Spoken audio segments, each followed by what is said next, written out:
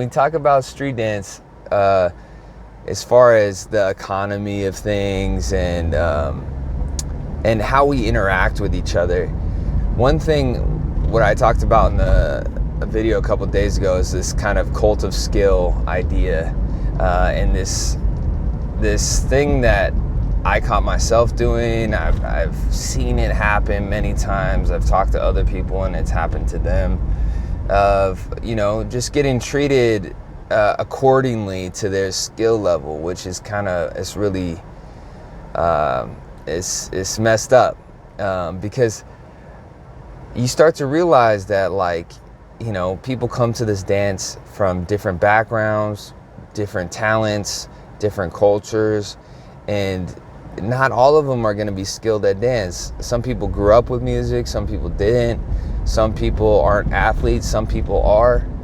And so then you're judging, you're valuing somebody's personality based off of the skill of their movement or their ability to articulate music. It's like a very specific niche thing, when life and our minds are so vast, and as people we can produce value to others in so many different ways. And it's not just dance, and it's not just the ability to execute technique and all of this sort of stuff, or create a vibe, or extract grooves. This kind of was just on my mind this morning, as far as there's so many people that leave communities of street dance, because why? There's a lot of reasons why, but you see, for example, let's just look at churches, for example. Churches have members of all different ages, right? You got your little kids, you got your newborns to people near their deathbed, right? You have people that are all in between that. And you have people from all different backgrounds, all from rich to poor, right? All different societies and cultures come together in a church. And so within this, you think, okay, why? How does this bring all these people together, right?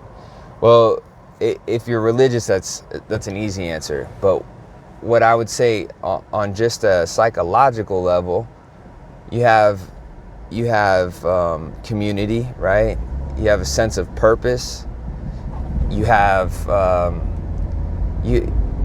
all these people have similar questions, similar doubts about reality, and they're coming together and unifying under values, morals, principles, and philosophy. So they're sharing all these things, in which creates a culture that has shared values and beliefs, and so it's easily passed down. It's easy to bring all these people together, because they all share this really share the same value under one common question, right? And most people, it's trying to cope with the idea of death, coping with the idea of where do we go when we die, the ultimate question. And so it's not hard to find people that are asking that question. So when it comes to street dance, it's difficult to unite, I feel, because we don't all have the same burning question, right? We don't have such a deep motivation to really unite together. And we don't have I'm using religion for example just because it's an easy one, but you have the Bible, right? I'm not religious, but you have the Bible that has basically an archetype. It has a blueprint in which to live your life, and morals and sort of this sort of stuff. And so there is a type of pressure to conduct yourself in a particular way and to aid people and to sacrifice yourself to for the community. And when we talk about street dance, it's there's a lot of like I always wanted it to be like idealistic, like, oh, okay, like this is the type of community that I grew up in as a kid. I grew up in church, and my grandfather was a pastor, my father was a pastor, and I left the church in like early high school. And so without getting too deep into that story, I think there's something that is, if people have interacted with me, this is just kind of me psychoanalyzing myself, but if there is a deep hole for people that I feel grow up religious and then find a different path. There is a deep hole in the sense that this sense of unknowing.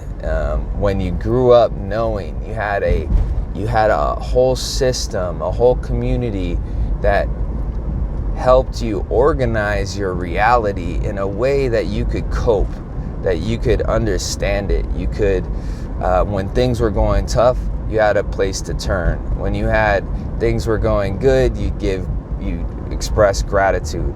And all these things are super great. And then when you come to question the things, it becomes very difficult to then try and organize your reality without this concept of God or Jesus or Allah, all these different religions, right? So for me, if you know me, and I'm always searching for things, like I'm always searching and diving and digging, and part of me thinks that that's motivated by that, at least partially motivated by that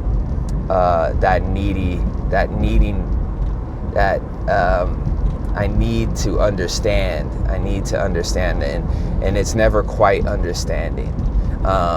And that's where I think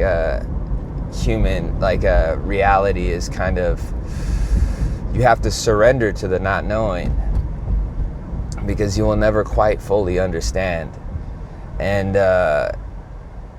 that you might as well be religious at that point. So it brings it back to the concept of faith, right? And so what do you have faith in? And I did not expect this conversation to go this way. This is what happens when you drink coffee and you go into a flow state when you're driving. So all this coming back to street dance, let's bring it back. So when it comes back to street dance, how do we organize things in a way? Because if we kind of think about it, what is the all-knowing, the God of the street dance world? Well, it's kind of like money. Money is God. Money's God to a lot of people in Western society, and Eastern, and yeah, it's just the kind of the sickness of the world, right? Greed is a human quality that we can all exhibit, and so when it comes down to who are the gatekeepers, right? Who are the priests and who are the fast? It's like your high level battlers or something, you know. So you do have this kind of hierarchy, but yet you have all this like infighting, you have all this kind of bitterness, you have this kind of like, because it's like there's no organization of like of a core value, because you almost hear people say like, oh, do it for the cultures, do it for the culture, do it, you know. And then you have people that are like, you know, you can't teach unless you're you're passed on by a creator, an OG. It's like you have this kind of like religious structure around it, yet you don't have the morals or the sense of the golden rule or the silver rule, right? Like, treat your neighbor as you would yourself. I know I messed that one up. Look it up, golden rule and silver rule. But be kind to others, love others, right?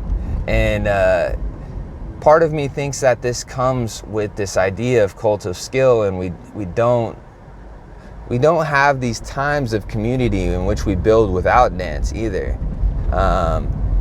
We do when we go to sessions and we talk. That's why I usually practice before I go to sessions, so I can talk a little bit more, so I can actually have those, what like churches would call small groups. And I think that's something that's really important, is like to build in that way, that it's not always dependent upon the skill.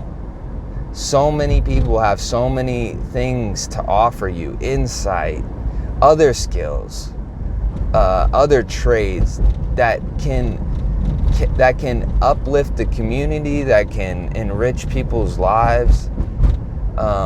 Yet we might not give them the chance because they're not good at tutting. Or they're not good at waving or popping, or they're slightly off beat. If he's slightly off beat, that means he's got to be a little crazy, right? Like, he doesn't hear the music? No, I can't trust dude. Or like, she's not smooth with it, or she can't hit. It's just like, it doesn't make no sense, man. It doesn't make no sense. So anyways, this has been too long. I went on the deep end. Let me hear y'all thoughts about what you think about all of this before I run into another 5-minute summary of this 15-minute video. So anyways, much love, y'all. Have a good day. I'll probably see y'all tomorrow. Peace.